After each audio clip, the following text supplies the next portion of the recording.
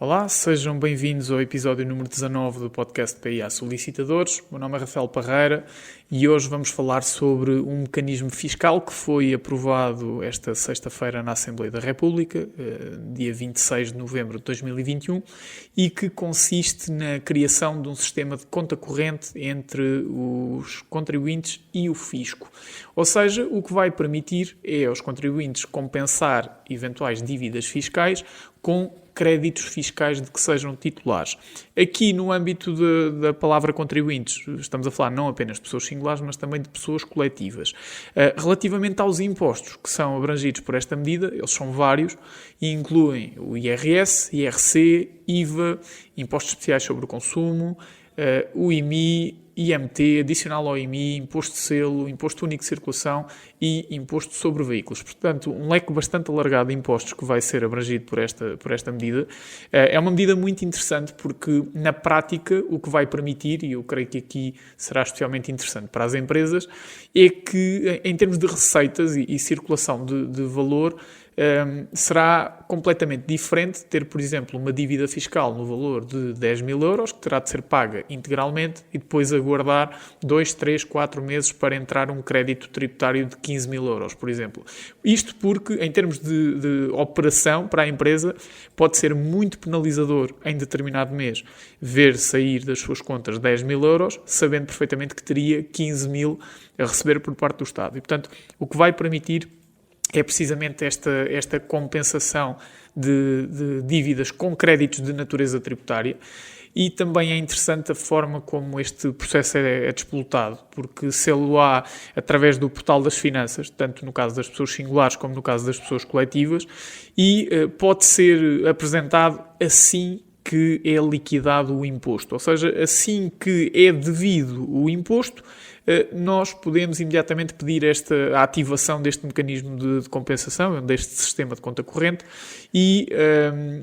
vai-se manter esta possibilidade não apenas durante 1 mês, 2 meses, 3 meses, mas sim até à extinção do processo de execução fiscal, um eventual processo de execução fiscal. Portanto, estamos a falar de um lapso temporal muito, muito extenso e que é bastante interessante. Assim que a autoridade tributária recebe este pedido, tem 10 dias para o analisar e muito bem, aqui esteve muito bem o legislador, se não for analisado, não houver uma resposta no prazo de 10 dias, considera-se que houve uma decisão favorável tácita. Claro que aqui, se o crédito tributário for superior à dívida, há uma compensação e já não terá que haver qualquer pagamento por parte do contribuinte e vice-versa. Naturalmente, se o crédito for inferior ao valor da dívida ou das dívidas, então aí vamos ter um pagamento parcial daquilo que era devido por parte do contribuinte. Há aqui uma particularidade, é que a autoridade tributária, tomando a decisão no prazo de 10 dias, uma decisão favorável, ou não tomando e, portanto, aplicando-se aqui a regra da aprovação tácita,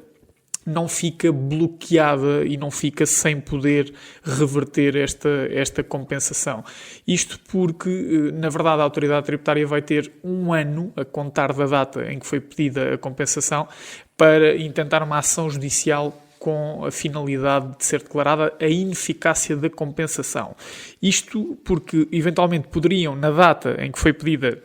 a compensação, poderiam não estar reunidos os pressupostos para que esta compensação fosse efetuada.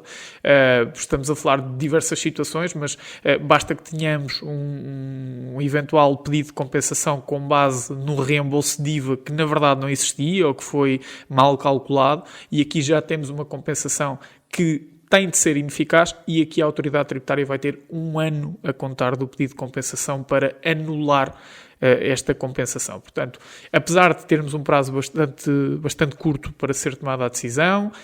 apesar de termos um prazo bastante curto para, não havendo decisão, haver uma aprovação tácita do acesso a este mecanismo, a verdade é que a autoridade tributária vai ter sempre esta oportunidade de recorrer à ação judicial própria para reverter a eficácia deste mecanismo. É algo que é, não sendo inovador, porque já existiam alguns mecanismos de compensação entre dívidas e créditos tributários, mas não nesta medida,